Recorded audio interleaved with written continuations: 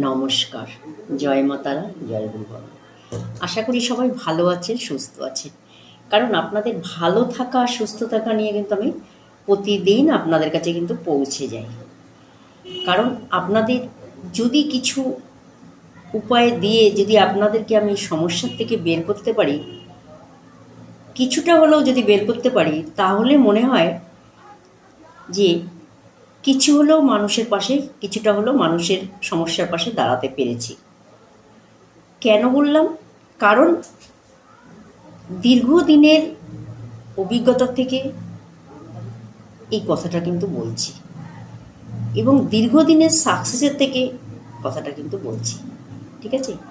অবশ্যই আপনারা ভিডিওগুলো সম্পূর্ণ দেখে চ্যানেলটি সাবস্ক্রাইব করবেন, তাহলে কিন্তু আমি প্রতিদিন আপনাদেরকে কিন্তু এই ধরনের ভিডিওগুলো কিন্তু আপনাদেরকে দিতে পারবো, যেখান থেকে আপনারা এই ছোটোখাটো জিনিসগুলো, উপায়গুলো করে কিন্তু আপনারা কিন্তু সমস্যার সমাধান কিন্তু অবশ্যই পেতে পারেন।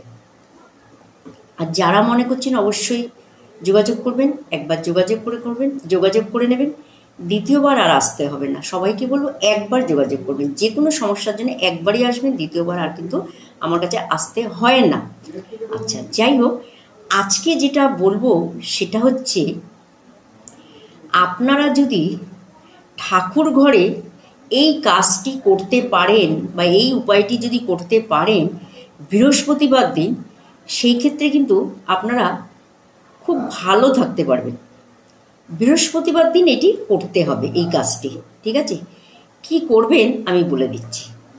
ঠাকুর ঘরে একটা ছোট্ট তামার ঘট কিনবেন, ছোট যে তামার ঘট থাকে সেরকম একটা ছোট তামার ঘট কিনবেন। যদি আপনাদের তামার ঘটি থাকে তাহলে তাতে করবেন, আর যদি না থাকে একটা ছোট তামার ঘট কিনে নেবেন।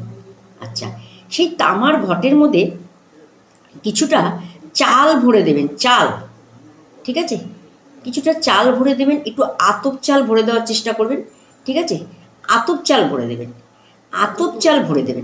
আচ্ছা, আতপ চাল ভরে দেবেন। তারপরে আর কি দেবেন আমি সেটা বলে দেবো। প্রথমে বলবো, যেখানে আপনার লক্ষ্মীনারায়ণের ছবি আছে,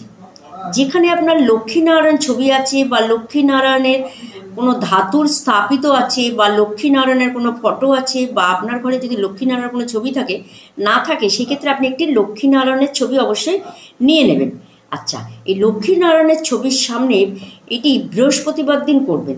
প্রথমে লক্ষ্মীনারায়ণকে একটি মালা পরাবেন, পরিয়ে তারপরে ধূপ দ্বীপ জ্বালাবেন, তারপরে ভোগ হিসাবে ঠাকুরকে প্রসাদ দেবেন। দেওয়ার পর তার সামনে একটি তামার ঘটি রাখবেন। ঠিক আছে? সেই তামার ঘটির মধ্যে পুরোটা চাল ভরে দেবেন। ঠিক আছে? পুরোটা চাল ভরে দেবেন। তার মধ্যে একটা 10 টাকার নোট দেবেন, একটা কাঁচা টাকার কয়েন দেবেন। কি বলেছি?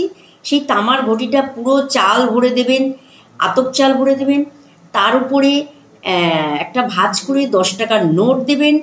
10 টাকার নোটের উপরে 1 টাকার একটা ওই ধানের শিশালা যে কয়েন আছে, এই কয়েনটি আপনি ওই তামার ঘটিতে যে চাল রেখেছেন নারায়ণের সামনে, সেইখানে আপনি ওটা রেখে দেবেন। এটি বৃহস্পতিবার করবেন, যে কোনো ভালো দিনেও করতে পারেন, যে কোনো পুজো অকেশনেও করতে পারেন, কোনো অসুবিধা নেই। এটি 1 বছরের জন্যে আপনি নারায়ণের সামনে রেখে দেবেন। আচ্ছা, নারায়ণের সামনে রেখে দেবেন। তারপরে আপনারা প্রত্যেক বৃহস্পতিবার বলুন, যেরকম পুজো করছেন ওরকম প্রতিদিন আপনারা পুজো অর্চনা করে যাবেন, যেরকমভাবে করছেন। এটা করলে কি হবে, আপনাদের দেখবেন সব সময় ঘরে কিন্তু মা লক্ষ্মী কিন্তু একদম আপনার ঘরে বসত করবে। মানে মা লক্ষ্মী যার ঘরে বসত করে তার ঘরে কিন্তু কোনোদিনই অন্ন কষ্ট হয় না, এটা তো জানেন। নারায়ণের সামনে যদি আপনি এই ঘটির মধ্যে ভরে যদি চাল রাখতে পারেন, তার মধ্যে একটা 10 টাকার নোট রাখবেন, তারপরে কিছু একটা কাঁচা টাকার কয়েন রাখবেন, রেখে আপনি প্রতিদিন যেরকম পুজো করছেন এরকম রেখে দেবেন। 1 বছরের জন্য করবেন। ঠিক আছে?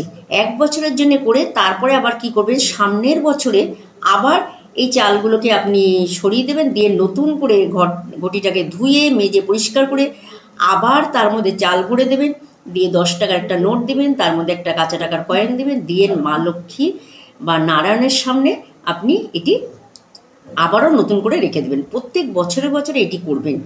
এটি করলে কি হবে, দেখবেন আপনার ঘরে কিন্তু মা লক্ষ্মীর বসবাস কিন্তু সারা জীবন থাকবে। মা লক্ষ্মী কিন্তু চঞ্চলা, ওনাকে রাখতে গেলে তার সামনে এটি অবশ্যই রাখতে হবে।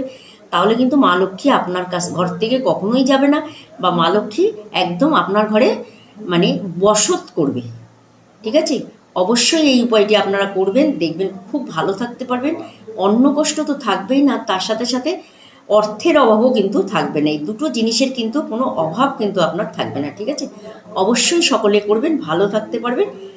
ঠিক আছে, আর সকলকে একটু দেখার সুযোগ করে দেবেন, তাহলে কিন্তু সবাই ভালো থাকতে পারবে, কারোরই কিন্তু আর কষ্ট, দুঃখ, অন্ন কষ্ট এবং অর্থ কষ্ট দুটো কোনোটাই কিন্তু আর থাকবে না। অবশ্যই আপনারা করবেন। ঠিক আছে, ভালো থাকবেন।